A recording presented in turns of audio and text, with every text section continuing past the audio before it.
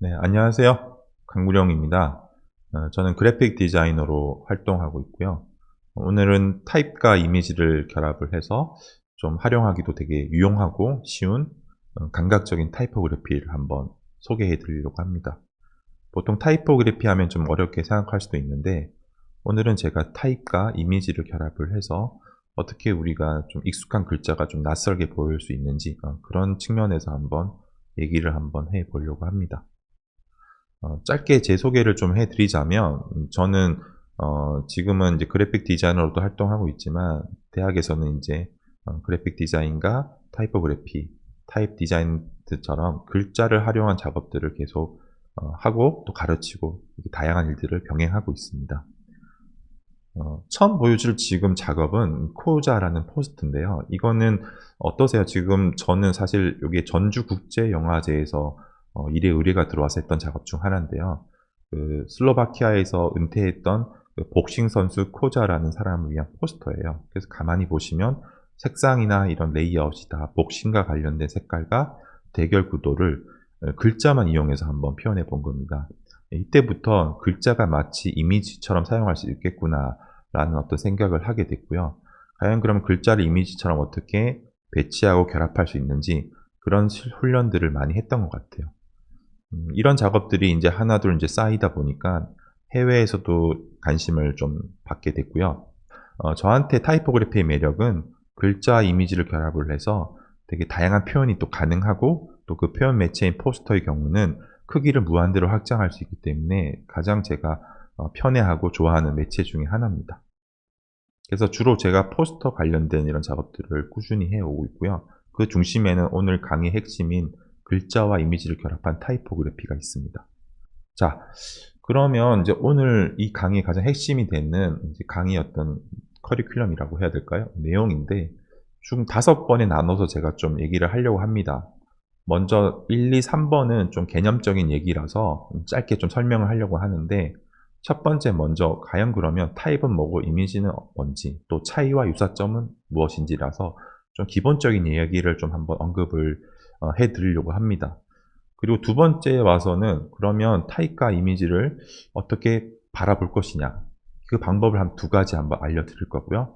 마지막으로 세 번째에서는 타입과 이미지를 결합하는 방법이 무엇인지를 주요한 네 가지 방법을 좀 설명할 겁니다. 그래서 첫 번째, 두 번째, 세 번째는 이번 강의에서 좀 개념적이고 이론적인 내용이라고 보시면 되고요.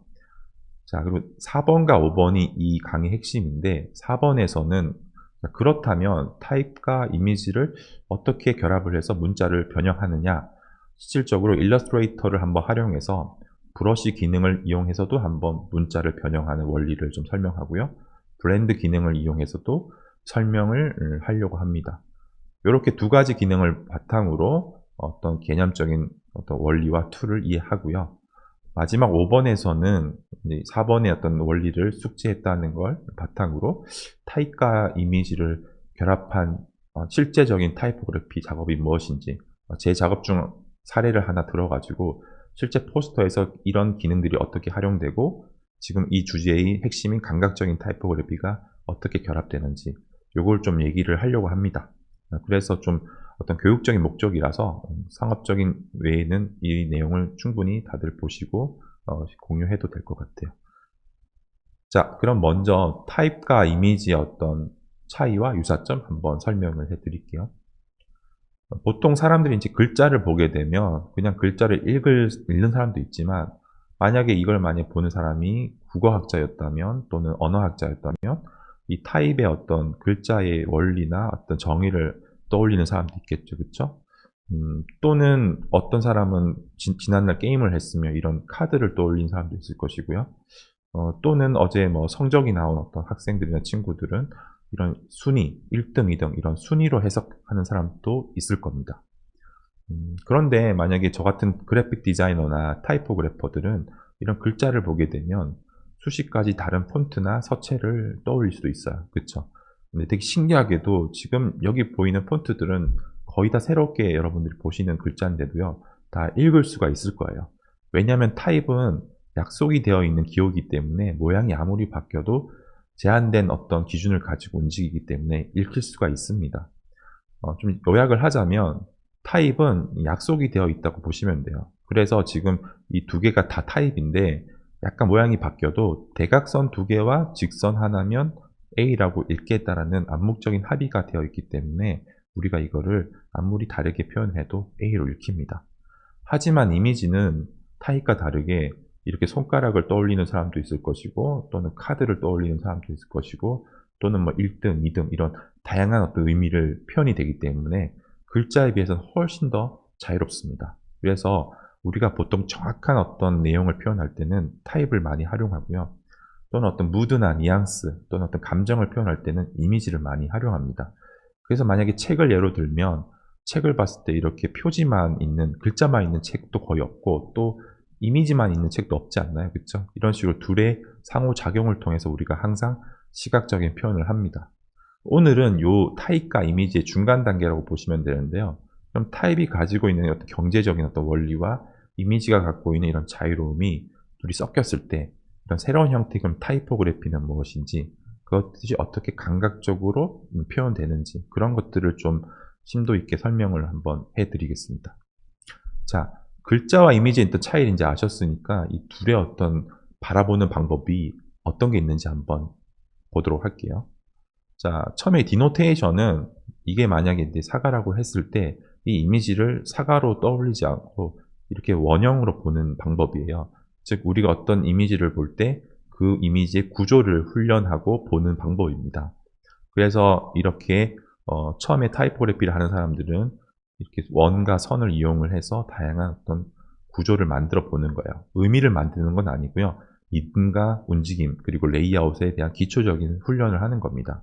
이런 작업이 좀 숙달이 되면 실제로 사진을 잘라보거나 우리가 많이 쓰는 이런 면도기나 사진에서도 숨겨진 어떤 형태들을 한번 구조적으로 보는 시험을 해보는 겁니다. 글자도 그런 식으로 바라볼 수 있겠죠, 그쵸? 일반적인 글 쓰는 방식이 글이 아니죠, 그쵸? 자, 그리고 이런 포스터도 보시면 이런 배치나 레이아웃에서 이런 구조적인 원리를 가지고 우리가 연습을 합니다. 자, 코노테이션 그러면 뭘까요? 코노테이션 그 반대예요. 이 사과를 봤을 때 이 똑같은 그 외향인 동그라미를 보는 게 아니라 예를 들어 지금처럼 이렇게 백설공주를 떠올릴 수도 있겠죠, 그쵸? 이런 식으로 사물이 갖고 있는 구조나 원래 의미 외에도 숨겨진 의미들, 또 사회적인 어떤 간습들, 이런 의미들이란 뉘앙스를 찾는 훈련을 코노테이션이라고 합니다. 이런 방식으로 우리가 타입과 이미지를 보게 되면 예를 들어 타입을 이런 식으로 쓸 수가 있어요. 지금은 이거 보면 팝이라는 글자인데 어때요? 그 팝스럽다는 느낌을 잘 뽑아냈죠, 그쵸? 이런 식으로 우리가 글자를 활용을 해서 그 느낌을 표현해보는 방식이 바로 코노테이션 방법입니다. 이런 식으로 다양하게 가능하고요. 또 마치 재즈라는 어떤 노래에서 이런 제목을 듣게 될 때는 아까와 다르게 뭔가 튀거나 산발적인 느낌보다도 늘어지는 그런 기분을 표현할 수 있겠죠. 이런 식으로 글자를 마치 이미지처럼 쓸 수도 있습니다. 이런 훈련들이 좀 이제 되다 보면 다른 글자에서나 뭐 책 표지 이런 데서도 활용이 가능하겠죠, 그렇죠? 자, 그래서 오늘은 이런 두 가지 방법을 바탕으로 그럼 타입과 이미지가 어떻게 결합하느냐, 그 네 가지 주요 방법을 한번 설명을 한번 해드릴게요. 보통 우리가 그냥 아무런 질서 없이 결합이 되는 것 같지만 크게 네 가지 방식으로 글자와 이미지가 결합된다고 보시면 됩니다. 처음에는 이제 분리라고 하는 거는 예를 들어 이미지와 글이 좀 말 그대로 나눠진 거예요. 지금 보시면 글은 평면적으로 배치가 되어 있지만 이미지는 시점을 가지고 있죠. 둘이 다른 어떤 공간과 위치를 가지고 있는 겁니다. 융합은 뭐냐면 타입과 이미지가 결합이 되어 있는 거예요. 그래서 어디까지가 타입인지 이미지인지 구분이 잘 안 될 정도로 서로 섞여 있다고 보시면 돼요. 세 번째 분열은 글자와 이미지가 공간에서 산발적으로 나눠지면서 부분 서로 따로따로 결합이 되어 있는 겁니다. 그래서 글자도 이미지에 부분 녹여 있고 이미지도 글자에 이렇게 녹여져 있어요. 이런 식으로 분열이 되어 있다고 보시면 됩니다. 마지막 반전은 마치 글자가 타입이 이미지처럼 사용되는 거예요. 그래서 우리가 어디가 글자를 이미지처럼 쓸 때도 있고 이미지를 또 반대로 글로 쓸 수도 있겠죠. 그렇죠? 이런 식으로 반전해서 쓴다는 것을 표현하는 겁니다. 조금 내용이 어려울 것 같아서 제가 실제 예를 한번 보여드릴게요. 자, 여기 보시면 분리의 대표적인 예입니다. 이건 책 표지인데 사진과 이미지와 지금 글자가 어때요? 분리가 돼 있죠. 그렇죠? 두 번째 융합은 뭐예요? 지금 보시면 글자와 그림이 지금 결합이 돼 있죠. 그쵸? 그래서 어느 하나가 빠지더라도 의미가 전달이 안 되겠죠. 그쵸? 이런 식으로 결합이 돼 있는 것을 융합이라고 합니다. 분열은 지금 보는 것처럼 글자와 이미지, 즉 텍스트와 이미지가 서로 산발적으로 나눠져 있으면서 하나로 합쳤을 때 하나의 이미지를 만드는 방법입니다. 반전은 아까도 말했듯이 지금 보시면 여기 말풍선이잖아요. 그쵸? 근데 이게 과연 말풍선인지 글자인지 되게 모호하죠. 마치 글자가 이미지처럼 쓰였다고 보시면 됩니다. 이런 식으로 서로 반전되는 방법들을 우리가 이렇게 네 가지로 나누어서 부르고 있습니다. 자, 그래서 오늘은 이 타입과 이미지를 이용한 문자 변형을 지금까지 어떤 원리와 개념을 바탕으로 그럼 어떻게 결합을 하는지를 브러쉬와 블렌드 기능을 한번 활용을 해서 일러스트레이터로 시연을 한번 해드리도록 할게요. 자, 이제 실질적으로 일러스트레이터의 브러쉬 그리고 블렌드 기능을 한번 이용을 해서 어떻게 하면 그러면 지금까지 말한 글자와 이미지를 결합할 수 있는지 얘기를 한번 해보도록 하겠습니다. 이제 아까 봤던 그 네 가지 방법 중에 융합적인 측면에서 결합을 한번 해볼게요. 지금 보시면 이제 보통 일러스트레이터를 이렇게 많이 쓰시는데 저 같은 경우는 이제 오늘 미리 조금 원리나 이런 부분들을 보여줄 수 있게 정리를 좀 해왔습니다. 근데 실질적으로 우리가 작업을 할 때는 이렇게 깔끔하게 쓰진 않죠, 그쵸? 그래서 보통 저 같은 경우도 이렇게 탭을 누르게 되면 툴과 오른쪽에 이제 프리퍼런스가 이렇게 뜹니다, 그쵸? 근데 저는 좀 과거부터 일러스트레이터의 어떤 정보값들이나 이런 것들이 위에 나오는 걸 좋아해서 여기 우측 하단에 보면 필수로 많이 디폴트가 되어 있는데요. 요거를 필수 클래식으로 이렇게 변경하시면 조금 더 저 같은 경우 작업이 좀 편했습니다. 그래서 이런 식으로 저는 많이 쓰는데요. 요거 지금 보시면 위측에 이제 내가 하는 오브젝트 정보들이 뜨게 됩니다. 그래서 훨씬 작업이 저는 유용했던 것 같아요. 자, 일단 저희가 지금 요 작업을 할 때 먼저 해야 될 거는 우리가 블러쉬나 블렌드를 많이 쓸 거기 때문에 윈도우에 가시면 이제 이렇게 어, 창이 있는데 여기서 블러쉬를 클릭을 하게 되면 예, 그쵸. 이렇게 블러쉬 라인이 뜹니다. 그리고 이 핵이라고 해서 이게 핵으로 관련된 요 스트로크 부분도 같이 이렇게 붙여 놓으시면 가장 작업하기가 편할 것 같아요. 그래서 저는 주로 이렇게 왼쪽에 주로 쓰는 기능들을 이렇게 주로 이렇게 많이 담아두는 편입니다. 이렇게 담아두고요. 그 다음에 오른쪽에서는 지금 우리가 이제 타입을 다룰 거기 때문에 이렇게 윈도우에 가서 문자 오픈 타입을 누르게 되면 기본적으로 이런 타입에 관련된 이런 패널들이 뜨죠, 그렇죠? 이런 식으로 단락도 뜨고 문자도 뜨는데 이런 패널들을 하나 열어놓고 시작을 하시면 제일 편할 것 같아요. 그리고 타입을 할 때도 보통 옵션 표시가 안 돼 있으면 기본 기능밖에 세팅이 안 되거든요. 그래서 옵션 표시를 누르게 되면 훨씬 더 구체적인 어떤 각도나 움직임이 되니까 이렇게 많이 준비를 하고 시작을 한번 해볼게요. 자, 첫 번째로 오늘 제가 좀 봅시다. 한번 확대를 한번 해볼게요. 이렇게 되면 아트 브러쉬에 대한 것들을 좀 설명을 하려고 가지고 왔어요. 그래서 아트 브러쉬는 뭐냐? 아트 브러쉬는 쉽게 말해서 지금 보시면 이게 스트로크거든요. 보통 우리가 스트로크를 쓸 때 보통은 이런 식으로 그냥 기본 스트로크를 쓰게 됩니다. 그죠? 잠깐 뜰게요.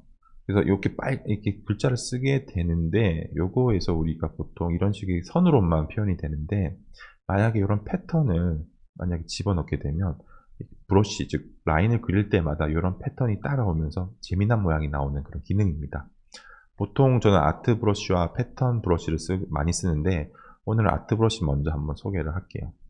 자, 그래서 첫 번째 단계는 내가 어떤 이런 사진이나 어떤 작업을 하기 전에 좋아하는 모양을 이렇게 단순화시켜서 저 같은 경우는 이렇게 결합을 많이 해 놓습니다. 지금 보시면 제가 미리 좀 작업을 이런 식으로 할 수 있게 준비를 해놨는데 사각형을 이렇게 결합을 했어요. 그쵸? 결합을 했고 실질적으로 결합을 할 때 이렇게 어긋난 부분들이 있으면 브러쉬 자체의 모양이 안 예쁘니까 작업을 하실 때 여기 보시면 정렬 툴에서 기본적으로 정렬을 이렇게 많이 맞추게 되면 우리가 작업할 때 훨씬 더 이렇게 용이합니다. 그쵸? 그래서 정렬을 하실 때는 다양한 방법으로 우리가 정렬을 이렇게 하셔도 지금처럼 이렇게 간격이 동일한 간격들을 얻을 수가 있어요. 또는 이 간격을 이렇게 하셔도 되고 또는 정렬 툴 한 번 더 빼볼게요. 정렬 툴 자체를 하실 때 주요 오브젝트로 해서 만약에 한 5mm로 주겠다. 그러면 5mm 간격만 줘서 이렇게 딱 타이트하게도 만들어집니다. 다양한 자기가 원하는 간격을 설정을 해서 쓰시면 되고요.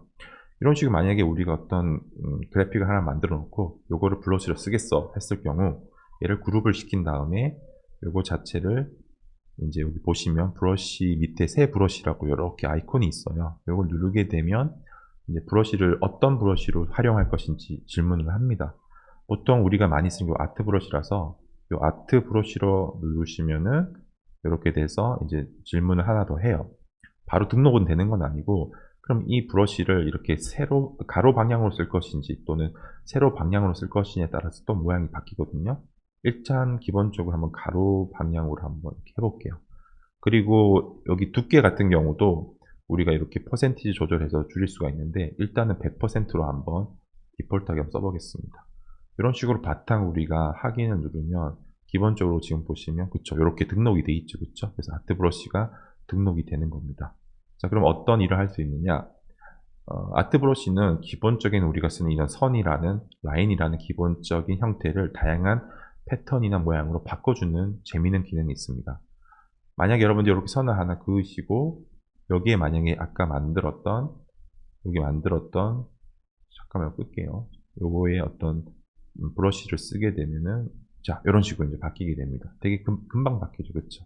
이런 식으로 우리가 선을 만들어 쓸 수 있기 때문에 어떤 장점이 있냐면 이 아트 브러쉬를 누른 상태에서 우리가 여기 지금 다양한 키 중에 N을 누르게 되면 이제 우리가 연필 도구로 바뀌는데 연필 도구에 이런 선을 그을 때도 되게 다양한 어떤 형식의 이런 그래픽들을 만들 수가 있어요. 그쵸? 우리 그리게 되면 되게 힘든데 브러쉬를 등록을 해 놓으면 다양한 형태의 곡선과 직선뿐만 아니라 면에도 쓸 수가 있습니다.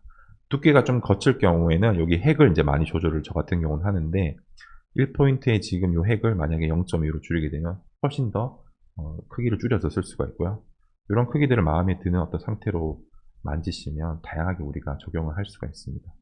만약에 요 상태에서 이런 것도 한번 해보고 또는 한 원형도 한번 해볼게요. 원형도 되게 재밌는 게 이런 식으로 원형도 아트 브러쉬를 이용하게 되면 그 모양이 되게 재밌게 바뀌죠. 그쵸? 두께를 조절하듯이 포인트 조절하면 크기는 조절이 가능합니다.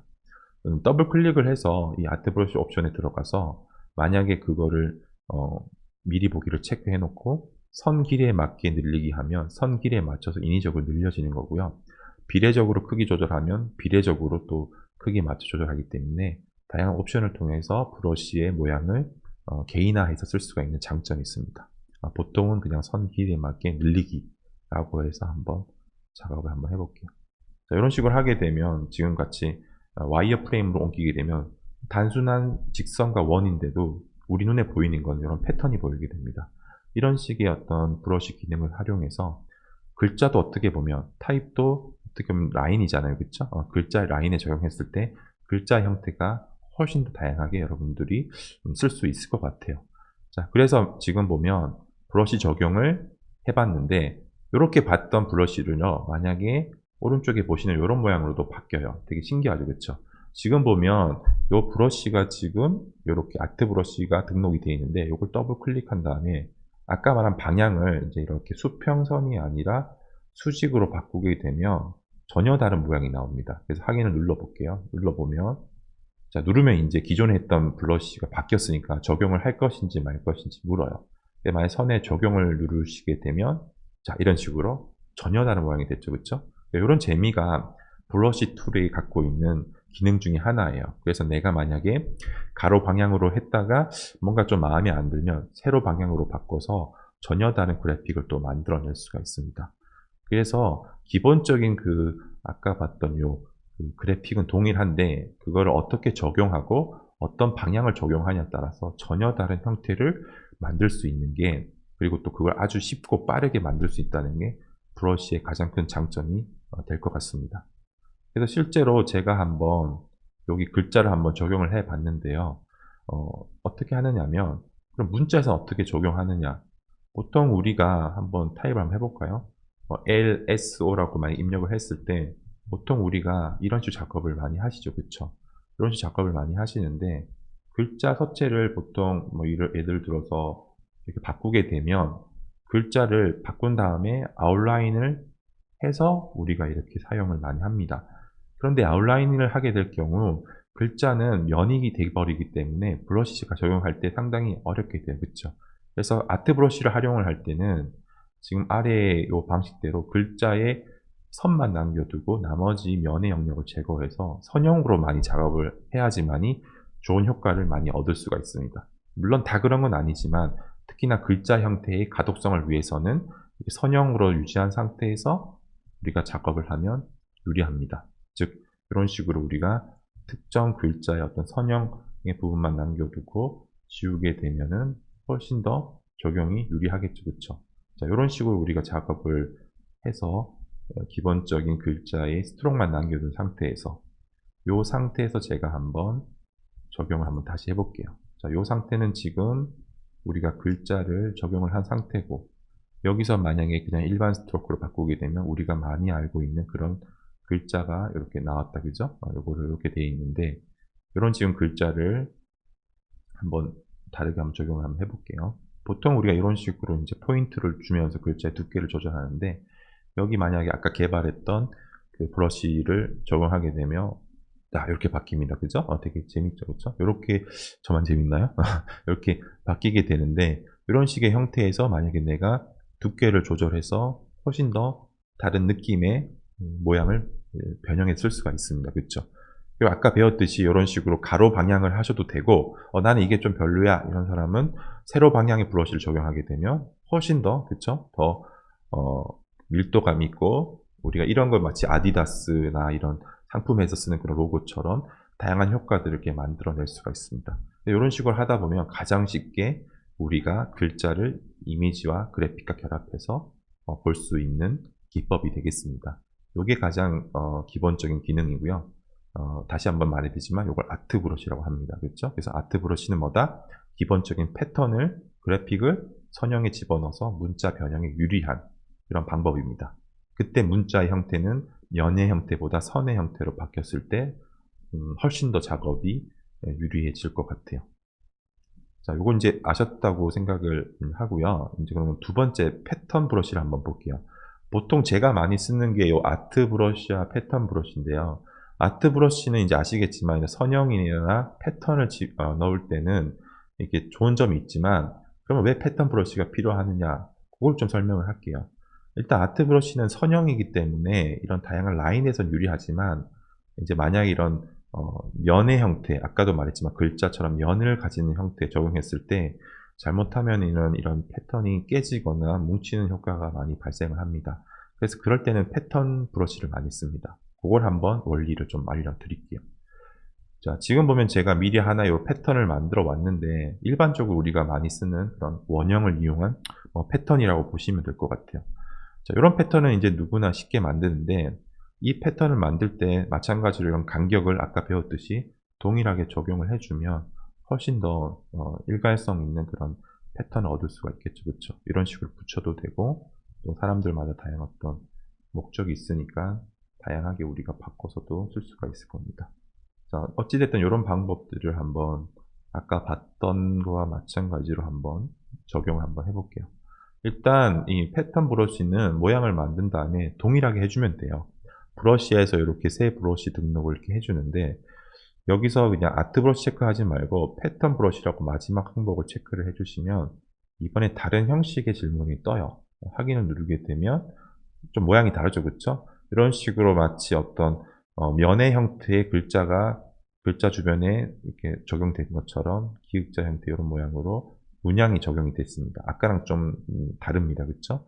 보시면 이 그 패턴 브러쉬의 특징은 뭐냐면 기본적으로 꺾이는 부분을 정의를 내릴 수가 있어요. 지금 여기 꺾이는 이 부분을 이렇게 직선으로 둬도 되지만 만약에 여기 보시면 자동 중앙 이런 기능을 쓰게 되면 꺾이는 부분이 굴곡에 따라서 이렇게 형태가 변형이 돼요. 여기 좀 싫은 사람은 그냥 자동 분할을 하게 되면 원형의 상태인 그대로 패턴이 적용이 되는 거고요. 이런 식으로 이런 돌아가는 부분들의 형태마저도 디테일하게 손질할 수 있으니까 이런 부분이 패턴 브러쉬가 갖는 장점인 것 같아요. 여기 지금 보시면 다양한 어떤 부분들을 부분 적용할 수 있어요. 지금 여기는 상단 귀퉁이만 이렇게 적용했는데 하단 요 귀퉁이도 여기 보시면 이런 항목을 정리를 하시면 역시나 마찬가지로 이렇게 정리를 할 수 있다. 그쵸? 이런 식으로 꺾이는 부분을 일일이 저장을 해서 훨씬 더 디테일한 그런 패턴 적용이 가능하기 때문에 패턴 브러쉬도 많이 한번 활용해 보시면 큰 도움이 될 것 같아요.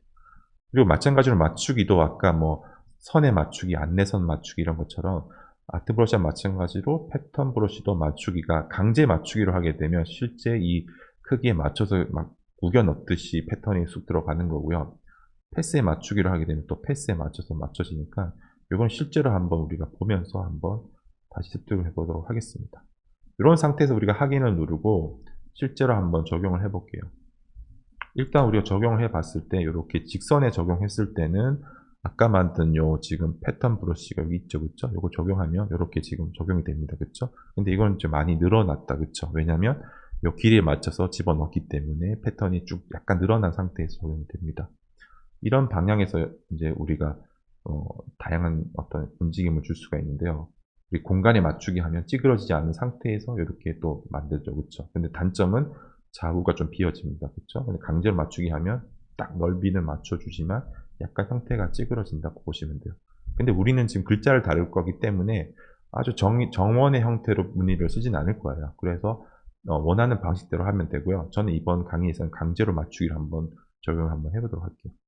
자, 이 상태에서 만약에 지금 보시면 제가 한번 적용을 한번 해왔는데, 자, 다시 와이어프레임 켜보겠습니다. 자, 원형으로 있고 직사각형이 있는데 어때요? 지금 둘 다 기본적인 많이 쓰는 그래픽 도형이죠, 그쵸?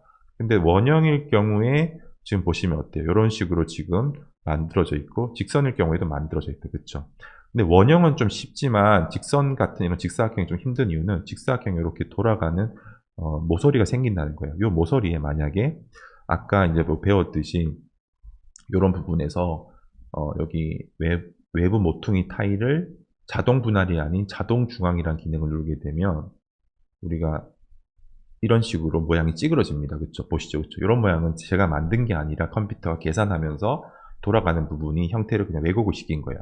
이런 걸 좋아하는 사람은 이렇게 해도 되지만 이렇게 너무 장식적이야. 나는 좀 원래대로 가고 싶어. 이런 분들은 다시 클릭을 한 다음에 외모 귀퉁이를 자동 분할로 하게 되면 우리가 훨씬 이해를 할 수 있을 것 같아요. 그래서 그런 부분들은 우리가 하게 되면 또 다시 없어집니다. 그렇죠? 이런 식으로 우리가 다양하게 우리가 위치를 조정해서 작업을 할 수가 있습니다. 자, 그러면 왜 이런 브러쉬를 왜 두 가지를 쓰느냐 이런 질문을 할 수 있겠죠. 이것도 브러쉬, 아트 브러쉬가 할 수 있지 않냐 하는데 실제로 제가 이 밑에는 아트 브러쉬 적용한 거거든요. 어때요? 되게 이상하죠, 그렇죠? 아트 브러쉬로 만약에 적용할 경우 지금 제가 하나 만들어 왔는데 요 같은 형태를 만약에 지금 누르면 패턴 브러쉬 여기 정의가 되어 있잖아요, 그렇죠? 여기를 만약에 제가 아트 브러쉬로 바꿔볼게요. 동일한 모양을 아트 브러쉬로만 바꾼 겁니다. 이걸 누르게 되면 어때요? 되게 이상해지죠, 그렇죠? 이런 식으로 어떤 면의 형태의 브러쉬를 쓸 때는 아트 브러쉬 같은 경우는 너무 인위적으로 형태가 늘어나거나 그리고 모양 변화가 심하기 때문에 이럴 경우에는 이렇게 정리를 다시 해서 한번 다시 해볼게요. 이런 식으로 패턴 브러쉬 적용하는 게 훨씬 더 깔끔하다, 그렇죠? 그래서 이 상태에서 내가 원하는 목적에 따라 공간에 맞추기 이런 식으로 해서 뭐 원의 형태를 바꾸기 싫은 사람들은 찌그러지는 거 싫어하는 사람들은 이런 식의 형태로도 쓸 수가 있습니다. 네, 이런 식으로 여러분들이 쓰다 보면은 되게 다양한 방식으로 이용을 할 수가 있다는 거죠. 그래서 이 둘의 차이만 이해하시고 어떨 때 아트 브러쉬를 쓸 것인지 어떨 때 패턴 브러쉬를 쓸 것인지만 결정하면 훨씬 더 세련된 표현 방식을 해볼 수 있을 것 같습니다. 실제로 한번 문자에 제가 한번 적용을 해봤습니다. 아까 동일하게 이제 LSO 이런 기본적인 글자를 한번 적용을 해봤고요.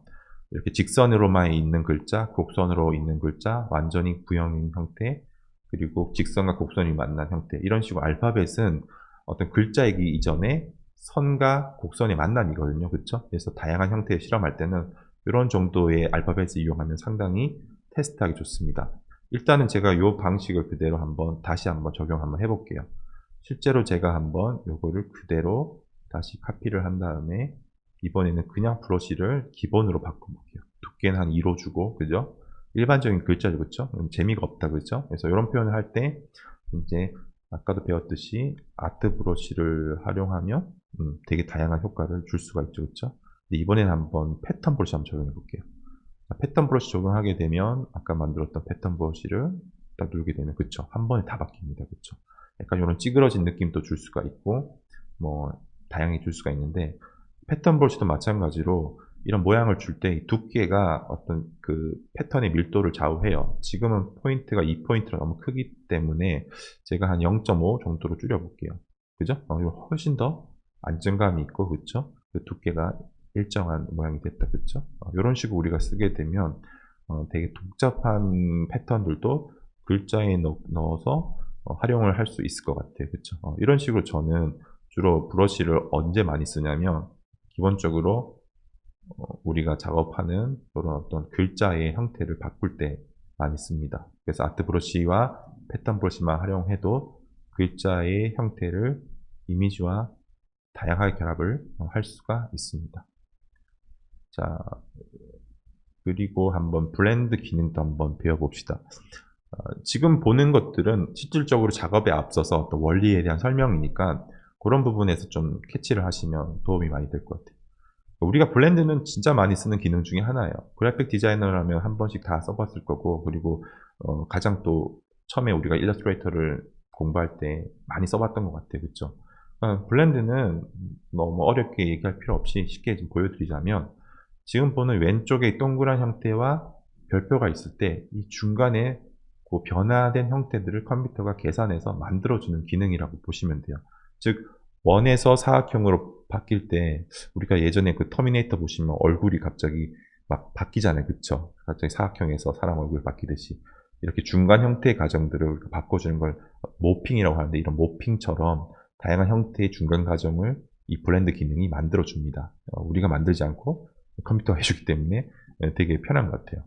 자, 한번 써볼게요. 블렌드 기능은 어디 있냐면, 여기 지금 보시면 오브젝트에 보면 블렌드라는 기능이 있습니다. 그쵸? 가능하면 단축키보다는 실제 그 위치가 어딘지를 좀 이렇게 마우스로 하면서 공부하는 게 좋아요. 단축키는 나중에 배울 수 있지만 위치가 어딘지 아는 게 오히려 좀 더 저는 중요한 것 같더라고요. 그래서 블렌드를 만들 때 블렌드에 옵션이 있습니다. 이 옵션을 클릭을 하게 되면 두 단계가 있어요. 매끄러운 단계, 뭐 지정된 단계 있는데, 지정된 거리도 있지만 보통 두 개로 좀 많이 쓰는데, 매끄러운 색상은 마치 색상 스펙트럼처럼 부드럽게 변하는 걸 주는 거고요. 지정된 단계는 내가 만약에 이 동그라미에서 별표까지 가는 거를 8개의 변화만 주겠어 하면 8개를 변화를 주는 거예요. 변화를 주는 건데, 만약에 이게 지정된 거리로 하게 되면 지정된 거리만큼 주는 거예요. 만약에 이게 1.41마다 변하라 하면 줄 수 있고, 또 10mm만큼 변해라 할 땐 10mm만큼 변하게 주는 거죠. 보통 많이 쓰는 게 우리가 이런 기능도 많이 쓰지만, 다시 한번 열어볼게요. 블렌드 기능 가셔서 옵션에서 보통 매끄러운 색상도 많이 쓰고요. 변화가 제일 유연하기 때문에 그렇겠죠. 그쵸? 하지만 지정된 단계로 해서 만약에 이걸 한 50으로 주게 되면 지금 동그라미와 별표 사이 50개의 변화를 내가 준다는 거예요. 그래서 확인을 누르고 요거 자체를 선택한 다음에 다시 오브젝트에 가서 블렌드에서 만들기를 적용하면은 이런 식으로 글자가 만들어져요. 그쵸? 되게 지금 보시면 어떤 변화인지 모르겠지만 되게 많은 지금 요 별표와 동그라미 안에 변화가 이루어진 겁니다. 근데 이건 너무 지금 변화가 많아서 잘 인지가 안 되니까 좀 줄여보겠습니다. 줄이는 방법은 다시 만들 필요 없고, 오브젝트 가서 블렌드에서 블렌드 옵션을 50에서 만약에 10개로 줄이게 되면 미리 보기를 체크하면 보이시죠? 그쵸? 이런 식으로 미리 보기가 됩니다. 이거도 많다 싶으면 6개로 줄이면 어때요? 그쵸? 더 줄여볼게요. 한 3개. 그쵸? 이런 식으로 우리가 요 형태와 요 형태 사이에 무수한 형태들을 미리 테스트해 볼 수가 있습니다. 그쵸? 그래서 상당히 많이 쓰는 기능 중에 하나예요.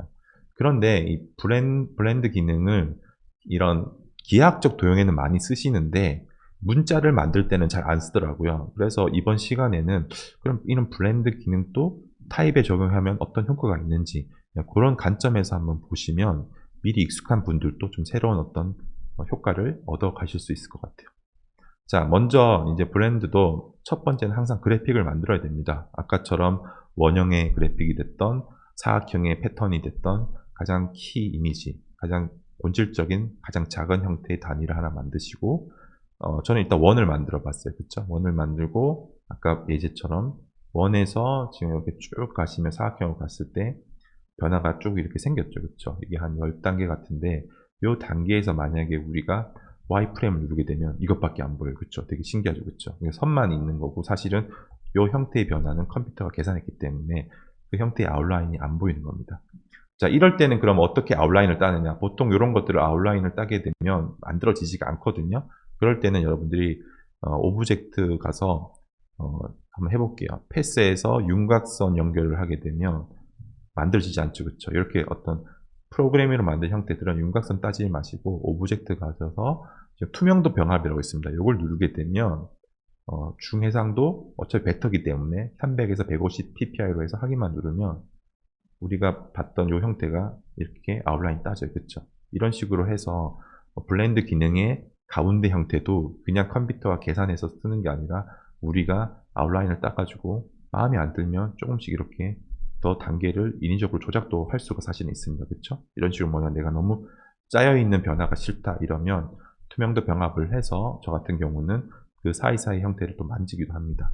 어찌됐든 이게 기본적인 블렌드의 기능인데 오늘은 요거 외에 좀 글자 한번 적용을 한번 해보고 싶었습니다. 일단은 그거 이전에 제가 한번 지금까지는 좀 흑백으로 작업을 했는데 그럼 색상을 적용할 때도 이런 기능이 어떤 효과가 있는지를 좀 보여드릴게요. 일단은 가장 기본이 되는 형태 두 가지를 만든 다음에 원과 원 사이의 크기를 좀 다르게 했습니다. 왜냐하면 좀 극적인 변화를 느껴야 되기 때문에 그쵸? 크기를 좀 다르게 했고요.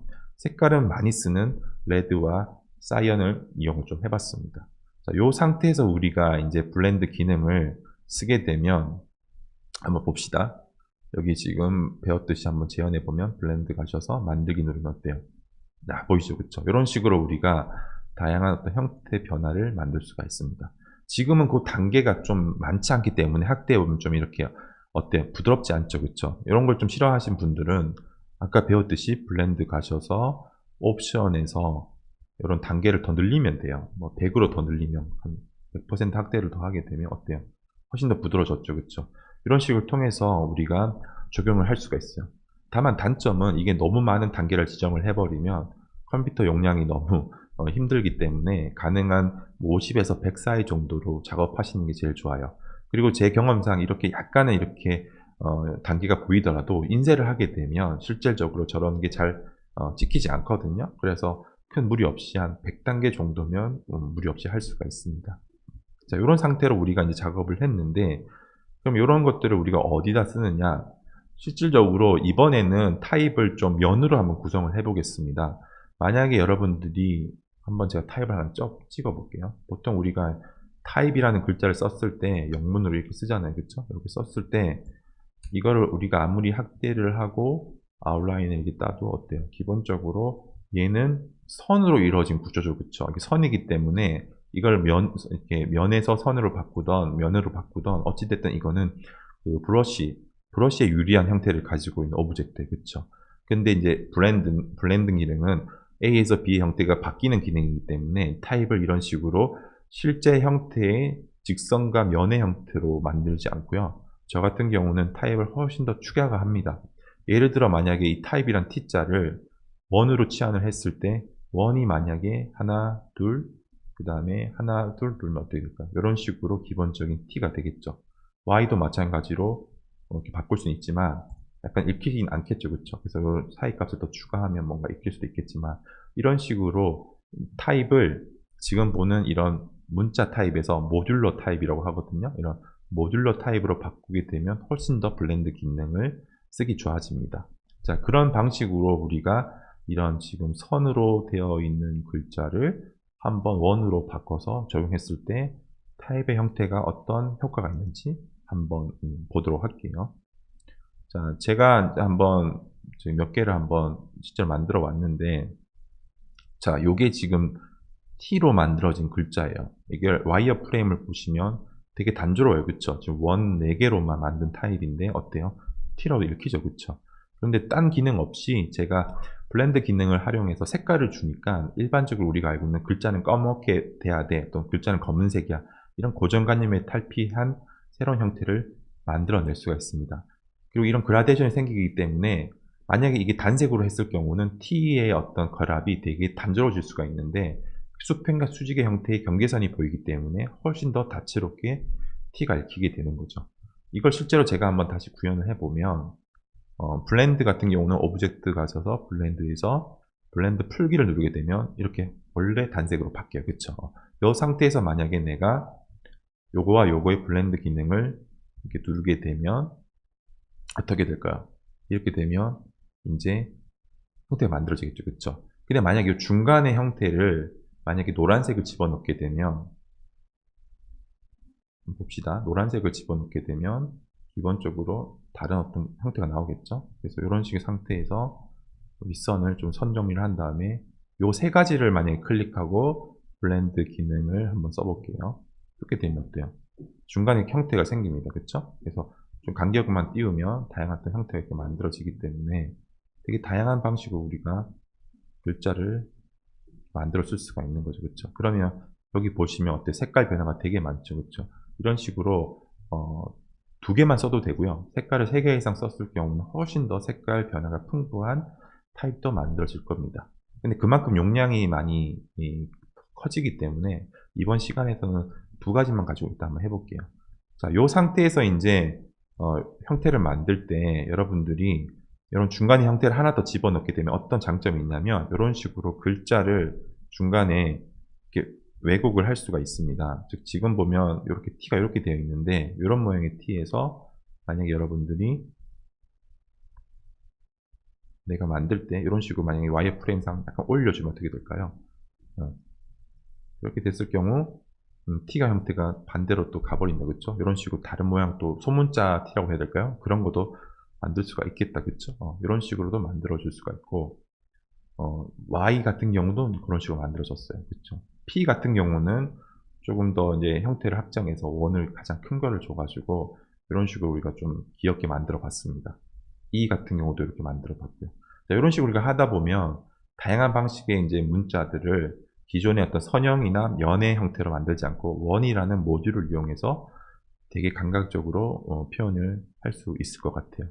실제로 이걸 다시 한번 좀 제가 빼보면 보통 우리가 작업을 할 때 이런 식의 작업들을 많이 하는데 블렌드의 어떤 장점 중에 또 하나의 장점은 지금 이제 아시겠지만 이 원과 원 사이에 이 직선으로 이제 변화가 왔기 때문에 이런 깔끔한 형태의 그라데이션이 나왔는데 이 직선 사이에서 만약에 여러분들이 지금 펜촉 여기 보시면 우리가 펜촉 있죠. 펜도구 누르게 되면 고정점 추가라고 있는데 이거를 누르게 되면 이 선과 이 선에 하나의 또 선을 더 추가해요. 포인트를. 그럼 어떻게 되느냐? 이 선을 추가해서 얘를 만약에 움직이게 되면 이런 식으로 모양을 또 바꿀 수가 있어요. 그쵸? 되게 괜찮죠? 그쵸? 이런 식으로 하게 되면 기존에 우리가 수평과 수직으로만 쓸 수 있는데 이런 다양한 꺾이는 형태로 쓸 수 있고요. 만약에 이 상태에서 펜촉을 만약에 여기 보시면 선택 툴을 바꿔가지고 여기서 지금 다양한 툴 중에 고정점 도구나 이런 툴을 한번 또 쓰게 되면은 이런 식으로 곡선으로 바꿔줘요. 이렇게 되게 되면 어떻게 될까요? 이렇게 되면 훨씬 더 자유로운 T도 만들어지겠죠. 그쵸? 이렇게 딱딱한 형태의 T에서도 이런 형식의 어떤 T로도 만들어집니다. 그쵸? 이런 식으로 우리가 블렌드 기능도 어떻게 보면 거시적으로 보면 그 어떤 선을 만지는 그러한 기법이지만 그 원리는 사실 선이 아니라 뭐였죠. 그쵸? 가장 기본이 되는 모듈, 동그라미가 됐던 직선이 됐던 그 기본적인 모듈을 이용을 해서 확장하기 때문에 겉으로 봤을 때는 선형의 어떤 표현 같지만 이런 작은 원의 모듈이 확장되면서 색감도 훨씬 다양하게 변화를 시킬 수가 있고 그 과정 안에서도 수직 외에도 이런 곡선까지 표현이 가능하기 때문에 문자 변형에 매우 많이 쓰는 기능 중에 하나입니다. 좀 정리를 해드리자면 오늘 배웠던 이 아트 브러쉬, 패턴 브러쉬, 블렌드가 기본적으로 우리가 일러스트레이터에서 할 수 있는 가장 기본적인 툴입니다. 이걸 이용을 해서 글자를 이렇게 스트라이프로도 만들 수가 있고 패턴도 만들 수가 있고요. 이런 식 그라데이션 효과도 모두 가능합니다. 그래서 지금 보시면 알겠지만 몇 분 안에 다 만들죠. 그렇죠? 실제로 이 기능을 쓰지 않고 일일이 사람의 손으로 만들게 되면 부정확할 수도 있고 또 만들었다고 하더라도 되게 많은 시간이 걸릴 겁니다. 그렇죠? 자, 요 원리를 바탕으로 해서 이제 다음 단계로 한번 넘어가 볼게요. 요거는 좀 숙지를 해주시고 넘어가도록 하겠습니다. 자, 5번. 이제부터는 실제로 이 원리를 바탕으로 우리가 어떻게 실제 작업에 적용되는지 제가 했던 포스터 작업을 한번 이용을 해서 보여드리도록 하겠습니다. 자, 먼저 소개에 앞서서 이게 어떤 프로젝트인지 한번 설명할게요. 포스터를 만드는 프로젝트였고, 베이징 디자인 위크라는 곳에서 2016년도에 중국에서 연락이 왔어요. 그래서 각 도시를 나타내는 포스터를 만들어 달라. 그래서 저는 이제 서울, 한국 사람이었으니까 서울에, 제가 거주하고 있는 서울을 만들어 보고 싶었어요. 보통 이런 작업을 할 때 소재를 먼저 정해야 되는데, 보통 여러분들이 서울이라고 했을 때, 지금 보시는 이런, 어, 기둥을 떠올리는 사람도 있고, 뭐, 옛날에 어떤 초가집 또는 경복궁 이런 게 떠올리는 사람도 있는데, 저는 그게 조금 싫었어요. 왜냐면, 서울 그러면 너무 또 조선시대가 서울은 아니잖아요. 그쵸? 오히려 맥도날드가 서울이지 않을까요? 지금 우리가 쓰고 있는 이 시대는 최근이니까. 그래서 최근에 어떤 서울의 모습을 보여주면 어떨까라는 좀 현대적인 관점에서 좀 생각을 바꿨어요. 자, 그렇게 하다 보니까 지금 사실은 저 주목한 이미지가 여기가 아니고요. 오른쪽에 보면 라인들 보이시죠? 그렇죠? 저는 이 서울의 야경이 이 서울의 가장 핵심적인 이미지인 것 같았어요. 그래서 소재로 서울의 어떤 야경을 정하되 그 표현 매개체로 어떤 차의 어떤 실질적인 모습보다도 움직이는 이런 라인들, 이런 스트림 라인 같은 이러한 효과들이 다이나믹하고 서울의 어떤 빠름을 상징할 수 있다고 봤습니다. 그래서 이런 라인들을 어떻게 적용할 수 있을지, 아까 보여드렸던 그 아트 브러쉬나 패턴 브러쉬를 이용해서 충분히 이런 이미지를 시각화해서 문자와 결합을 할 수 있다고 생각을 했었습니다. 그래서 그게 가장 초기 아이디어였고요. 그럼 요 라인들을 어떻게 활용을 해서 만들지, 그걸 통해서 한번 지금 보시면 오늘 가장 하이라이트인데요. 그럼 어떻게 문자에 적용해서 브러쉬를 어떻게 만들어 결합을 하고 그 과정에서 어떤 디테일한 변화를 겪으면서 마지막으로 타이틀이 만들어지고, 그걸 마지막에 이런 화면에 이런 캔버스 레이아웃을 해서 이런 포스터로 만들어지기까지 이런 과정을 한 5단계로 나눠서 좀 디테일하게 한번 보여드리려고 합니다. 자, 그러면 첫 번째 단계로 한번 쭉 가볼게요.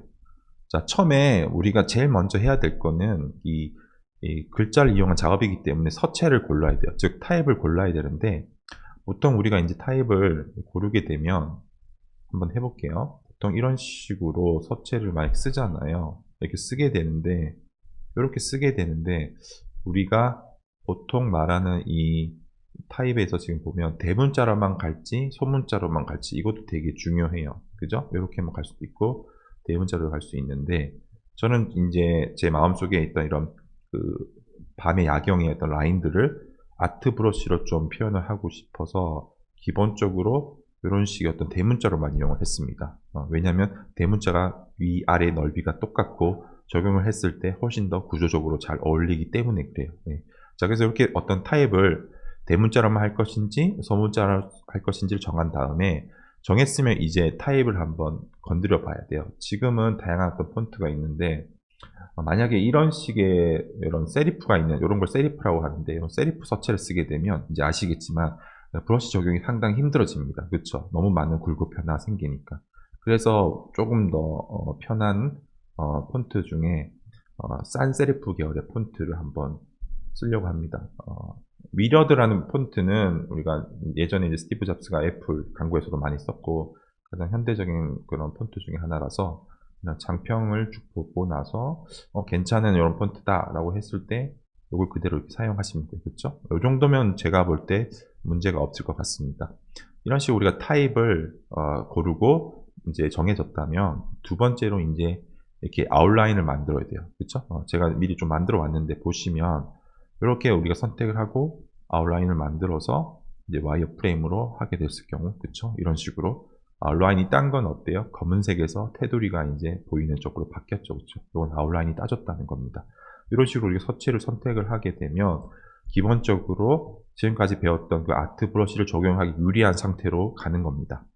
자, 그런데 좀 전에도 배웠듯이 이 서체가 이렇게 면으로 된 게 있고 아래처럼 라인으로 된 게 있죠, 그렇죠? 그런데 제가 말했듯이 이 아트 브러쉬는 라인으로 됐을 경우 훨씬 더 적용하기 쉽다고 했습니다.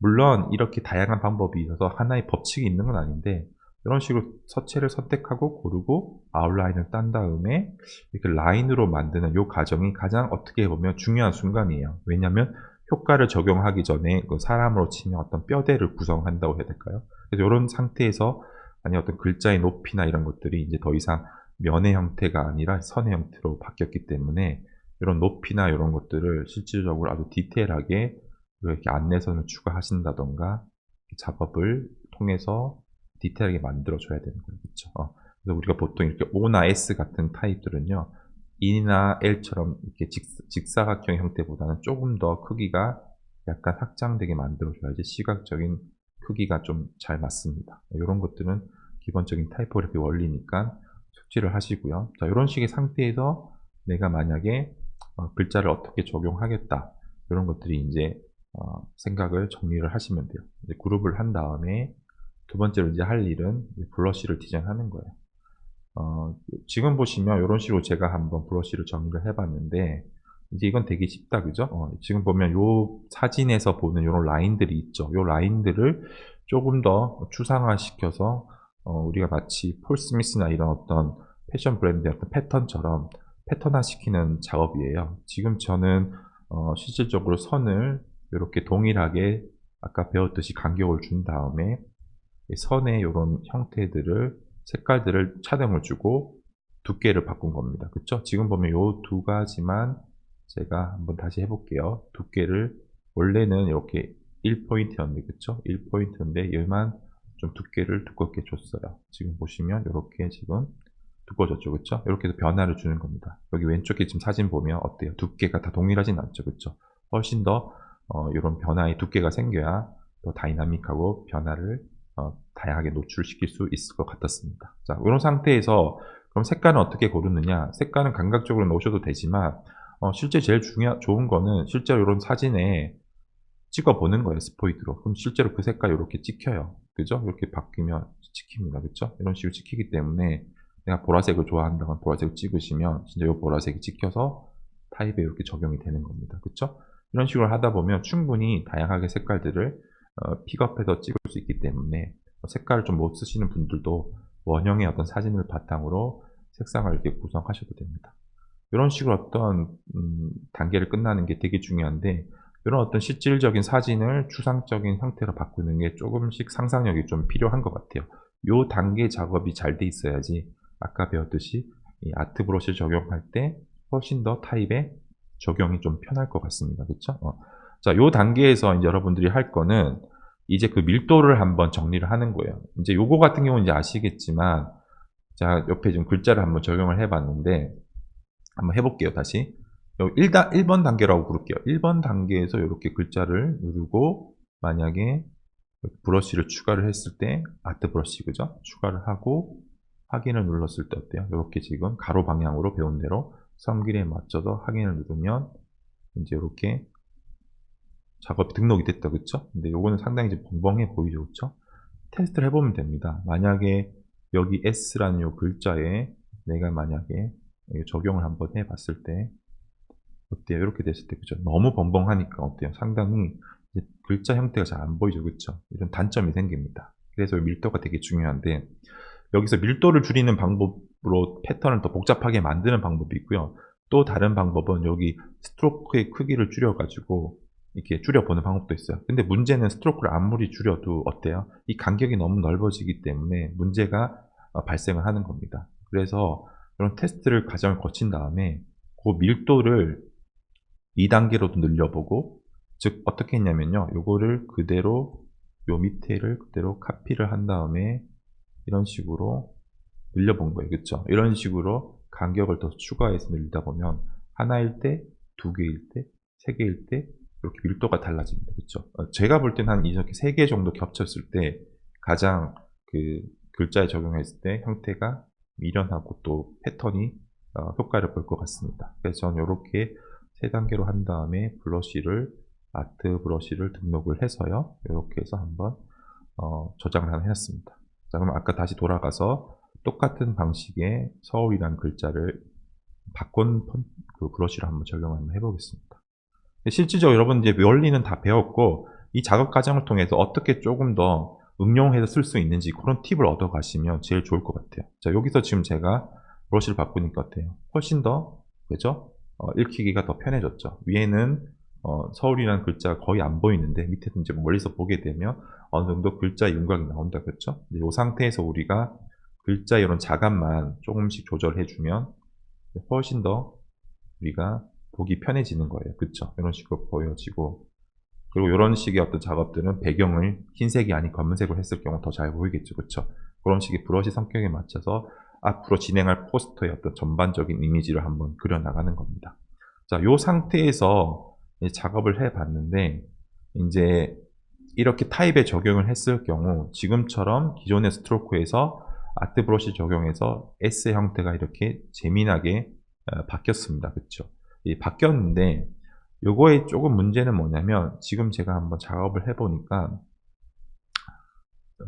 실질적으로 이렇게 S나 이런 곡선들은 되게 괜찮은데 아까 이렇게 E 보시면 이런 부분에는 너무 어때요?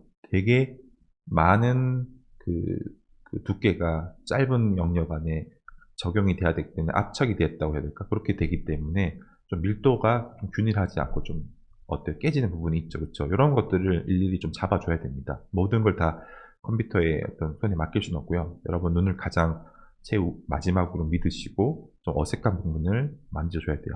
그러면 하나의 방법은 이거를 다시 더블 클릭한 다음에 늘리기라는 요 지금 브러쉬의 크기 옵션을 만약에 비례적으로 맞추기로 해서 이렇게 하다 보면 막 바뀌죠. 그쵸? 이런 식으로 테스트를 해보는 거예요. 머릿속으로만 생각하지 말고 실제로 옵션을 바꿔가면서 어떻게 했을 때 가장 그런 형태가 좋을지, 그쵸? 그런 것들을 만들어 보는 거예요. 지금 상태에서는 이런 상태에서 봤을 때 해결하는 방법은 여기만 브러쉬를 뭐 다른 걸 적용을 할 수도 있겠죠. 이렇게 다르게 잘라서 그대로 붙인 다음에 이 부분만 뭐 다른 어떤 브러쉬를 적용해서 얘만 예외적으로 브러쉬를 밀도가 낮은 걸 써서 만든다던가 이런 식으로 개별적으로 팩마다 다르게 적용했을 경우 또 문제가 해결되기도 합니다. 근데 이제 이런 방식은 어느 정도 우리가 또 일일이 수작을 많이 거쳐야 되니까 조금 더 다른 방법이 없는지 좀 연구를 해볼게요. 그래서 실제로 이 브러쉬 툴은 우리가 어떠한 밀도와 모양을 타입의 형태에 자연스럽게 녹여줄 수 있을까? 그런 테스트 과정을 많이 거친다고 보면 됩니다. 자, 그래서 제가 지금 타입에 적용한 요 예시를 실제로 한번 확장 적용을 한번 해봤습니다. 실제 브러쉬가 제가 지금 더 많이 한번 늘려봤어요. 이거는 제가 막 계획을 해서 한 게 아니라 지금 같은 가정의 어떤 불편한 상황을 겪고 나서 조금 더 다른 방식이 없을까라고 해서 생각을 해본 거예요. 자, 그리고 조금 더 이제 많이 브러쉬가 확장이 됐고, 요거를 그대로 한번 브러쉬 한번 적용을 해보도록 하겠습니다. 그래서 아트 브러쉬를 적용을 해서 훨씬 더 복잡하고 더 밀도가 높은, 그죠? 이런 식의 아트 브러쉬가 만들어졌습니다. 자, 이번에는 이제 글자에 적용을 할 건데, 지금 했던 요 라인 방식이 좋은 이런 장점은 있지만, 아까 봤듯이 글자의 요 밀도가 상당히 불규칙해지고 또는 핵에 따라서 뭉치는 부분도 있고 또는 너무 비어 보이는 부분도 있고 해서 전반적으로 라인보다는 글자를 이런 첫 번째 면의 형태로 계속 가보는 게 어떨까라고 좀 생각을 바꿨어요. 이 프로젝트를 할 때. 근데 다만 이 면의 가장 큰 단점은 이렇게 꺾이는 부분이 만약에 이렇게 패턴이 적용될 경우 되게 뭉치게 되거나 안 예쁘게 바뀔 수가 있습니다. 그래서 어떤 해결책을 찾았냐면 글자 자체를 와이어프레임 한 다음에 글자가 이렇게 맺는 부분들을 비워뒀어요. 이런 식으로. 이런 식으로 글자의 어떤 닫힌 부분을 다 열어봤습니다. 그러면 되게 재밌게도 가능한 열린 부분들이 많이 발견이 됩니다. 그쵸? 이런 식으로 글자를 다루게 되면 어떻게 될까요? 훨씬 더 그 만나는 부분이 최소화되기 때문에 수월하지 않을까요? 그쵸? 그런 방법으로 제가 좀 해결을 한번 해보려고 했었습니다. 자, 그래서 한번 그 방식을 적용을 한번 해볼게요. 지금 제가 이렇게 지금 글자를 한번 닫힌 구조로 한번 가지고 왔어요. 닫힌 구조로 가지고 왔고 얘를 그냥 일반적인 이렇게 선으로 바꿨습니다. 그쵸? 자, 닫힌 구조일 때는 이런 구조인데 여기서 만약에 아까 만든 그 브러쉬를 쓰게 되면 어때요? 되게 깔끔하게 떨어지긴 하는데 여기 보이시나요? 이런 부분에서 어때요? 되게 선이 좀 눈에 많이 거슬리거나 딱딱해질 수 있죠. 그래서 만약에 열린 구조. 열린 구조는 딴 게 아니라 아래가 지금 열린 구조인데 어때요? 조금 더 닫힌 구조에 비해서는 정리가 좀 더 깔끔하게 되어 있는 걸 보실 수 있습니다. 이건 다른 차이는 없고 이걸 다시 그냥 기본 스트로크로 바꿔보면 이런 식으로 열려있게 구조를 다 제거한 거예요. 선택들로. 그쵸? 이렇게 하다 보면 어때요? 이런 식으로 훨씬 더 동일한 스트로크를 적용했을 때 좀 더 깔끔해지는 효과를 얻을 수가 있습니다. 그런데 여기서 닫힌 구조가 나쁘고 열린 구조가 좋고 이런 게 아니라 목적에 따라서 이런 닫힌 구조에 거친 이미지를 쓸 때도 있고요. 열린 구조처럼 딱 깔끔하게 매듭이 이루어지게 스트로크를 써야 될 때도 있어요. 근데 저는 지금 서울의 어떤 야경이었고 다시 한번 보시면 여기 지금 보시면 이런 선들이 거칠지 않나요? 그쵸? 딱 정리된 선은 아니에요. 그쵸? 왜냐하면 차들이 움직이는 선이기 때문에. 그래서 저는 좀 더 열린 구조보다 이 닫힌 구조로 한번 작업도 한번 해보는 것도 좋다고 판단했습니다. 그래서 이런 식으로 어느 정도 내가 마음에 드는 어떤 타입이 정해지면 닫힌 구조 또는 열린 구조 아니면 아까처럼 라인으로만 된 구조로 한다든지 다양한 구조를 설정한 다음에 하나의 어떤 스트로크로 마음을 정하시면 됩니다. 그래서 저는 이런 식으로 지금 닫힌 구조로 해서 글자를 만들었고 그 위에 브러쉬를 적용을 해서 이런 식의 어떤 표현으로 사용을 하려고 합니다. 자, 이 정도로 이제 메인 포스터의 타이틀이 정해지면 거의 작업의 90% 이상이 완성된 거라고 보시면 돼요. 그럼 이제 뭘 할 거냐면 이걸 가지고 이제 내가 만든 그 포스터 크기에 맞춰서 글자를 배치를 하거나 레이아웃을 한다고 하죠. 그쵸? 그걸 통해서 의미를 더 배가시키는 겁니다. 자, 지금 보면 한번 제가 배치를 한번 해볼게요. 이런 식으로 우리가 공간을 만들어 놓고 이 글자 안에 이렇게 SEOU 이렇게 움직이다 보면 어때요? 되게 다양하게 글자의 배치가 이루어집니다. 이런 행위를 하는 이유가 우리가 글자를 보통 쓸 때는 이렇게 한 줄로 쓰기 때문에 이런 형태가 되게 익숙해요. 그렇죠? 그런데 글자를 이렇게 다른 방향이나 다른 배치로 쓰게 되면 서울이라는 글자가 마치 개별적으로 또는 낱자의 느낌으로 다르게 읽힐 수 있어서 훨씬 포스터하기 유리할 것 같습니다. 그렇죠? 그리고 무엇보다도 이렇게 만약에 포스터를 만들게 되면 키울 수 있는 한계가 있죠. 그렇죠? 그런데 만약 우리가 글자를 2단어씩 늘리게 되면 이런 식으로 키워도 어때요? 훨씬 더 큰 사이즈의 타입을 만들 수가 있겠죠. 그렇죠? 이런 식으로 우리가 하다 보면 이제 여기서부터는 더 이상 타입이나 글자가 아닌 이미지로서 글자를 활용하는 단계로 이제 진입을 하신 겁니다.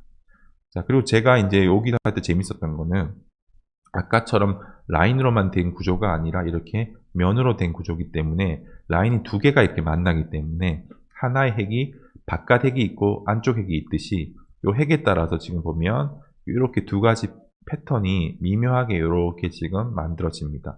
이런 재미도 훨씬 더 아까처럼 단조롭지 않게 표현을 할 수가 있으니까 이런 표현들이 저는 되게 흥미로웠던 것 같아요.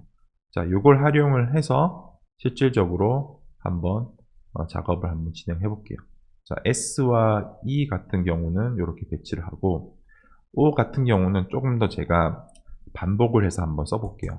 보통 이렇게 O를 하나로 써도 되지만 O가 가지는 구조가 딱 닫혀있는 완벽한 구형이기 때문에 이걸 활용을 해서 여러분들이 만약에 커맨드 D 이렇게 복사 기능을 쓰게 되면 훨씬 다양하게 이 O의 겹침을 줄 수가 있겠다. 그쵸?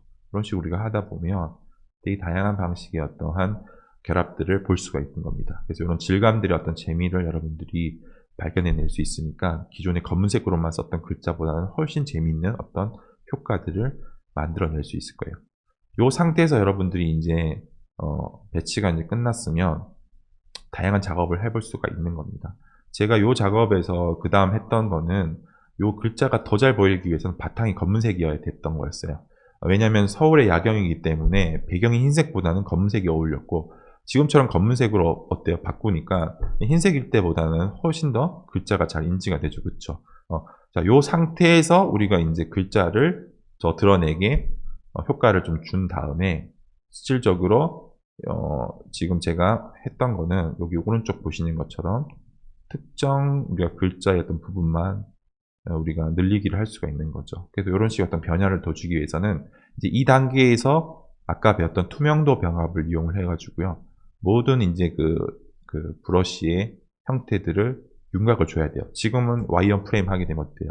그냥 기존 문자의 형태가 남겨져 있죠. 근데 여기에 만약에 내가 투명도 병합을 하게 되면 이제는 더 이상 글자가 단순한 형태가 아니라 지금처럼 되게 많은 형태로 이게 아웃라인이 만들어진 겁니다. 그쵸? 이건 사람 손을 일일이 하게 됐다가는 거의 뭐 퇴근을 못 해요. 그죠? 그러니까 훨씬 기계의 어떤 힘을 빌리셔서 하시는 게 정신 건강에 좋은 것 같아요. 어찌됐든 이렇게 하다 보면 훨씬 다양하게 이제 선을 개별적으로 움직일 수가 있어요. 무슨 말이냐면 여기서 만약에 내가 어떤 끝을 좀 늘리고 싶다 이런 식의 어떤 표현들을 다르게 할 수가 있는 거죠. 이렇게 되면 아까 봤던 처음에 봤던 뭐죠? 야경의 이미지처럼 더 늘려나가는 효과도 줄 수가 있겠죠. 그쵸? 이런 식으로 내가 더 개별적으로 다양한 어떤 형태를 줄 수가 있으니까 훨씬 더 해아적으로 표현이 가능합니다. 자, 그런 상태에서 내가 마지막으로 이제 저기 뭐죠? 여기 지금 이 포스터의 타이틀이 서울이고, 부제목이 나이트 뷰 오브 서울이라고 해서 서울의 야경이라는 타이틀을 제가 하나를 이렇게 썼어요. 그래서 왼쪽에 보면 나이트 뷰 오브 서울이라고 해서 서울의 야경이라는 부제목과 함께 이렇게 큰 타이틀과 결합을 해서 포스터를 만들어낸 겁니다. 그래서 최종 작업은 이런 식으로 지금 보시면 이런 식으로 작업이 마무리가 됐습니다. 그래서 아까와는 다른 거는 이제 이런 개별적인 색깔을 조금 더 조절하고 브러쉬의 두께를 더 다양하게 해서 그 밀도감을 여러 번 테스트해서 아까 봤던 1번부터 6번까지 과정을 계속 되풀이 하다 보면 가장 좋은 형태의 브러쉬와 글자 결합을 만드실 수가 있을 거예요. 자, 지금 보면은 실제로 봤을 때는 시간이 되게 오래 걸리는 것 같아 보이지만 개념적으로 스텝을 나눠 가지고 글자를 결합해 본다면 이런 식으로 훨씬 더 화려한 효과를 단번에 얻을 수 있는 그런 장점이 있습니다. 이런 식으로 우리가 한번 표현을 해 봤습니다. 그러면 이제는 다시 브랜드 기능을 이용한 포스터도 한번 보도록 하겠습니다. 이거는 좀 다들 많이 아는 기능이라 최소화해서 한번 보여드릴게요. 자, 지금 이제 요것도 좀 설명을 좀 해드리면 기본적으로 아까 봤던 그 코자 처음에 봤던 포스터처럼 전주 국제영화제에서 일이 벌여왔던 겁니다. 그래서 프로토타입이라는 3D 실험 영화를 포스터를 의뢰를 받았는데 이게 3D라 보니까 여러분들이 어떤 생각이 떠올지 모르겠지만 저는 요 3D 안경이 제일 많이 떠올랐어요. 그래서 요거를 한번 활용을 해서 아까 봤듯이 색상을 지금 보는 파란색, 빨간색을 좀 브랜드 기능을 이용을 해서 한번 글자에 적용해 보면 어떨까라는 생각을 좀 했었습니다. 그래서 이 작업의 과정을 아까 그 서울의 야경 작업처럼 한 5가지 단계로 그때그때 어떻게 타입을 설정하고 블렌드 기능을 집어넣어서 레이어까지 해서 포스터가 나오는지 이런 순서로 한번 설명을 간단히 할게요. 요거는 조금 시간을 최대한 타이트하게 얘기하도록 하겠습니다. 자, 지금 보시면 이 프로토타입이라는 요 제목을 제가 처음에 받았어요. 그래서 요거도 와이어 플레임을 하다 보면 이제 아시겠지만 이렇게 닷 폰트라고 해야 될까요? 점으로 이런 폰트를 제가 하나를 설정을 했습니다. 이렇게 했는데 처음에 제가 요 폰트를 이런 식으로 그 글자 자체를 파란색으로만 이렇게 처음에는 했었어요. 했는데 빨간색을 지워볼게요. 이렇게 했는데 어차피 이게 3D 안경이기 때문에 3D 안경이 제가 리서치를 해보니까 눈과 눈의 어떤 간격의 차이로 인해서 3D 효과가 발생하더라고요. 그래서 망점이 이렇게 어긋나는 그런 게 재밌어서 이 상태에서 동일하게 그대로 카피를 하고 색깔을 이번에는 빨간색으로 바꾼 다음에 한 칸 정도 이렇게 어긋나게 해놨어요. 그래서 아까 만든 게 이런 모양인데 보시면 우리가 안경을 쓰듯이고 격차가 느껴지도록 만들었죠. 그래서 만약에 빨간색 부분은 아무래도 파란 글씨가 보이실 거고, 그쵸? 빨간색 안경 부분은 파란색, 파란색 부분은 이제는 빨간색이 보일 겁니다. 이런 방식으로 우리가 한번 블렌드를 적용해 볼까 생각을 해봤어요. 그런데 이건 글자가 너무 닷폰트는 작기 때문에 아까 배웠듯이 블렌드 효과가 또 매스하게 나오긴 힘들잖아요. 그쵸? 그래서 저는 요거를 조금 좀 더 작은 형태의 원형의 어떤 글자로 만들어 보려고 했습니다. 그래서 이 상태에서 가장 기본이 되는 원을 추출을 해봤어요. 그래서 정원을 2가지를 추출해서 아까 봤던 그 안경처럼 파란색, 빨간색 그 각각의 부분을 추상화해서 이게 만약에 글자로 이루어지면 어떻게 될까를 테스트를 한번 해본 겁니다. 블렌드를 적용하면 실질적으로 어떻게 될까요? 블렌드를 적용하면 이제 배웠듯이 이런 식으로 어떤 글자의 어떤 단계가 만들어지죠. 그쵸? 그런데 이런 직선뿐만 아니라 아까 배웠듯이 이런 식으로 중간에 요 이어진 선들을 움직임에 따라서 훨씬 더 다양한 형태가 이렇게 만들어집니다. 그쵸? 이렇게 해서 아무래도 곡선도 표현이 가능할 것이고, 그죠? 왼쪽에 같은 경우는 직선의 구조를 타입에서 표현이 가능할 겁니다. 그쵸? 이런 걸 바탕으로 우리가 만약에 X를 만들게 되면 상당히 어때요? 되게 귀여우면서도 우리가 3D에서 많이 쓰는 파란색과 빨간색을 활용을 해서 문자를 좀 분해돼서 볼 수 있는 그런 재미도 있을 것 같았습니다. 그래서 이렇게 타입을 하나를 컨셉을 잡아서 실질적으로 만들어 본 겁니다. 지금 보면 아무래도 이렇게 보시면 여기 P가 아무래도 프로에서 붙자고요. 그죠? O도 기본적으로 이렇게 돼 있다. 그쵸? 그래서 이런 형태들을 좀 조절을 해서 되게 단계별로 PRO 뭐 이런 표현을 할 수가 있을 것 같았습니다. 그래서 우리가 일반적으로 알고 있는 글자의 형태가 아닌 마치 원형 자체가 만들어낸 형태이기 때문에 훨씬 더 조금 더 기계적일 수도 있고 또는 인위적인 느낌도 날 것 같았어요. 그래서 그런 부분들이 저는 이 타입에서의 매력이 있었던 것 같았습니다. 자, 이렇게 우리가 프로토라고 만들고 나머지 글자도 비슷한 방식으로 아까 브랜드 기능을 설명해 준 대로 만들게 되면 이런 식으로 다양한 어떤 표현들이 다 이루어지게 됩니다. 그렇죠? 이는 이렇게 만들어지고 이런 식으로 우리가 모듈로 타입을 만들게 되면 블렌드 기능이 훨씬 더 다양하게 읽혀질 겁니다. 이런 작업의 장점은 여러분들이 만약에 파란색을 수정해야 되겠어 했을 때 하나의 색만 클릭하고 선택해서 만약에 동일하게 여기 부분을 노란색으로 바꾸면 한 번에 노란색 폰트가 일괄적으로 변경되는 그런 효율성도 얻을 수가 있어요. 저한테는 색깔은 기존의 파란색과 빨간색이 제일 중요했기 때문에 이렇게 작업을 했습니다. 그래서 타입에 적용해서 이때 이제 여러분들이 원형의 이런 간격이나 크기들을 기본적인 A, B 두 가지 그 블렌드의 기본 형태를 움직여서 작업을 하게 되면 글자의 모양을 훨씬 더 다채롭게 만들어낼 수가 있을 겁니다. 지금 글자가 너무 붙어 있으니까 그런 식으로 우리가 만들 수가 있겠죠. 그렇죠? 자, 이런 방식을 통해서 글자 테스트를 해보고 제가 한번 요거를 공간에 한번 배치를 이렇게 해봤어요. 지금 보면 여기 프로라는 글자와 토라는 글자가 이렇게 가로로 기울어져 있다. 그죠? 그 타입은 수평으로 돼 있고 이런 식으로 어떤 공간에 이거는 읽기 위한 글자는 아니고요. 마치 글자가 하나의 화면 안에 어떻게 꽉 채울 수 있을까 그런 관점에서 제가 한번 배치를 해본 겁니다. 자, 이런 식으로 하다 보면 이 작업은 다 어때요? 다 원의 형태로만 만들어진 그런 글자입니다. 그렇죠? 이런 식으로 브랜드 기능을 활용을 해서 마지막에 우리가 봤던 요 프로토타입이라는 제일 처음에 그 다폰트로 했던 프로토타입과 이 영화의 감독인 브레이크 윌리엄스라는 사람을 입력을 했고요.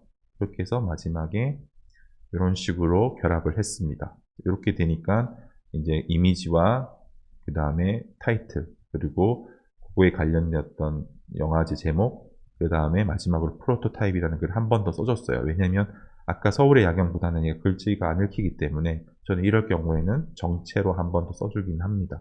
자, 이런 식으로 이제 마음에 들면 전체적으로 이 사이즈를 한번 입력을 해보면 됩니다. 이 사이즈는 600에 900으로 만들어진 폰트였고 실질적으로 이런 식의 사이즈로 내가 최종적으로 작업을 한다라는 그런 가정하에 작업을 했었습니다.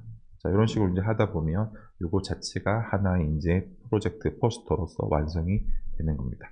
그래서 다시 한번 얘기 드리면 아까 블러쉬 기능보다 훨씬 더 단조롭죠. 그렇죠? 그래서 블렌드는 훨씬 더 작은 단위의 변화를 줄 때 유리합니다.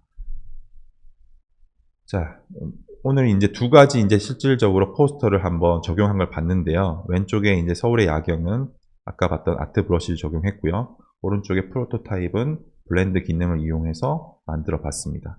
각각의 목적에 따라 이렇게 세밀한 느낌이 나는 이런 브러쉬를 사용할 때도 있고요. 또는 아주 매스한 느낌을 주기 위해서는 이런 식으로 블렌드 기능을 활용하기도 합니다. 어찌됐든 이런 식으로 글자와 이미지가 이런 기능을 만나 새롭게 결합을 하면요. 우리가 익숙했던 그 문자 형태에서 좀 벗어나는 것들을 만들어낼 수 있는 그런 재미가 있는 것 같습니다. 그래서 오늘 좀 길면 길고 짧으면 짧은 시간이었는데요. 이런 기능들을 이용해서 여러분들이 한번 집에서 또는 직장에서 익숙한 글자를 좀 낯설게 만들어 보면 되게 의미 있는 시간이 되지 않을까 싶습니다. 네, 지금까지 들어주셔서 감사합니다.